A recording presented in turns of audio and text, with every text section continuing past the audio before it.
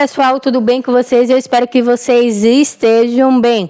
Mais um vídeo aqui no canal para vocês. Olha só, Jean Yaman, depois de todas essas polêmicas aí, que ele, ali compartilhou, falando também com os italianos para acreditar nele, e não ouvir essas notícias da Turquia e que ele não tem nada a ver com isso, Então vocês já estão acompanhando, vocês sabem disso. E aí, Jean Yaman voltou, ali para a Itália e agora foi para Madrid, ali na Espanha. E hoje, Jean Yaman, ele acordou, vem aí, depois de toda essa polêmica, vem compartilhando aí, fotos dele, que ele até tinha parado há algum tempo, Ele postava ali coisas, mas postava pouquíssimas. Hoje ele compartilhou fotos mostrando a roupa dele, mostrou ali, ele dando entrevista, no Internacional Junkett, então, ali sobre Sandokan, dando ali, ali uma entrevista sobre a série Sandokan, e ele mostra aí que ele está seguindo em frente, um sorriso, que Jean Yaman está ali, um sorriso brilhante. Ele também compartilhou, e a sua equipe também veio compartilhando a mesma coisa que Jean Yaman vem compartilhando com ali seus fãs, Então a gente via ali que a equipe compartilhava as coisas de Jean Yaman, mas não era tudo, Sempre que ele tinha um mate great sobre Sandokan, Assim, mas agora a equipe mostra que estão o apoiando depois de toda essa polêmica que Jean Yaman aí, falou que a Turquia quer manchar, a imagem dele ali, que a Turquia nunca gostou dele.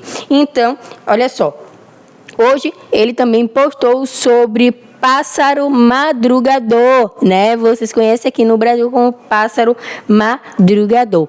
E aí, nessa série que foi com nossa atriz Demet e Jean, que todos amam até hoje e queriam que eles ficassem ali sendo um casal na vida real, sendo que eles nunca vieram a público ali e se declararam, que eles estavam juntos na época da série, tá? Mas tem gente ali nos bastidores de gravações que na época falou que eles estavam sim se envolvendo, mas nunca vieram a público, E aí, hoje ele vai lá e compartilha isso, por conta ali de um podcast, de uma pessoa também ali que falou sobre isso, da mãe que assistia Pássaro Madrugador, e que era muito fã de Jean Yaman. E aí Jean Yaman retribuiu ali, falando sobre isso. Tá? E aí pediu para a mãe dele também assistir, sobre Sandokan também ali, a nova série dele, que esperava que a mãe dele gostasse da série Sandokan.